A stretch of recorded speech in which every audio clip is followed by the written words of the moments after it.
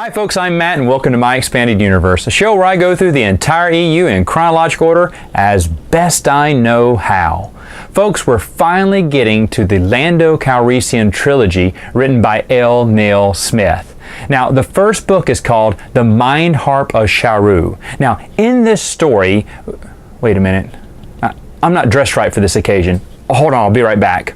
Ah, much better. I have my gold Ewok necklace, a little bit of bathrobe, and about 3 fingers full of stale root beer.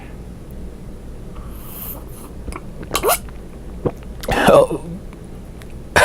Strong stuff. So in the Mindharp of Sharu, Lando has just won a game of sabacc, but his prize can be found on Rafa 4. Lando has to travel to the planet and he finds out his prize is a droid called Vufi Ra. Now, while on Rafa 4 in that system, Lando gets forced by the locals in a situation where he has to find the Mindharp of Sharu, an item that can control the minds of the entire Rafa system. Ooh, a lot at stake here. All right, so what do I think of this book? Well, I think first off that I love Lando Calrissian. I think I've said this before. He is probably my second favorite character from the movies.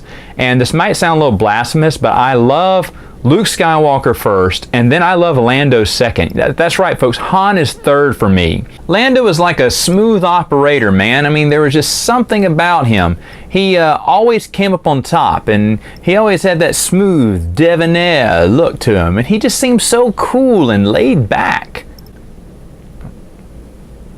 In all seriousness, these are from the old Del Rey series, the old books, like before the EU was even a name. Del Rey put out a series of books back in the 80s about Lando Calrissian. Now, back in the day, I didn't even know these existed. You know, it was maybe in my high school years I found out about them. Now, the EU was going strong at this point, and I had no desire to read them. But when they got reprinted, and I think it was in 96, 94, 95, 96, somewhere in that mid-90s or late 90s, they got reprinted, and I was hurting for some EU books. They just weren't coming out fast enough for me to gobble up. And I said, I'll just break down, I'll go ahead and get them. And I got that, and well, I got all of the old Del Rey books at that moment.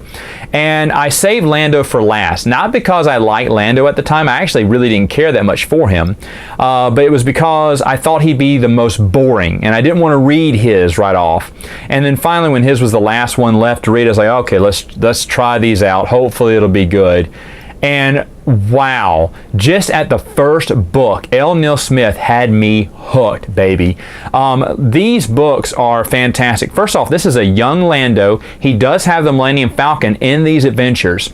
Now, in the first book, no mustache. That's right, he doesn't even have his mustache back then. Now, he does grow it for the next 2 books, but in the first book, it is a mustacheless young Lando. It's kind of hard to imagine that when you're talking about Lando Calrissian here.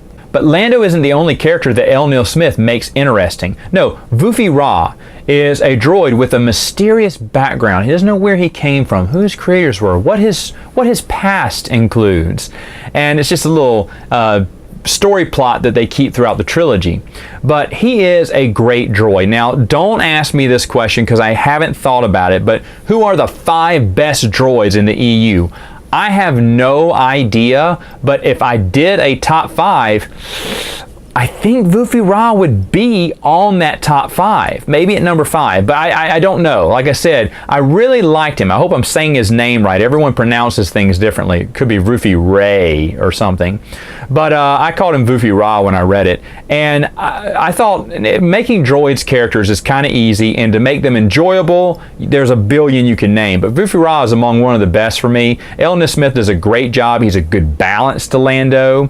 Lando is a carefree guy who is stuck in a bad situation. He has to help out these people. He doesn't want to, he has to, but just like Lando, his luck is like a pendulum. It swings from good to bad and then back to good, because he's Lando, baby. He always comes out on top. Now, this book also came out in paperback and hardback version way back in the day. It does have some nice art. The actual 3-in-1 by Del Rey, not so nice. But what did I think about this first book, folks? I thought this first book was amazing. Like I said, I wasn't even interested in Lando that much. And then after reading the first book, I was like, oh yeah, bring on this trilogy, because that's how good it was. Now, does Lando come up on top? Do the bad guys possess the Mindharp of Sharu and control that region? Well, you'll have to read to find that out. And until next time, folks, I'll see you then.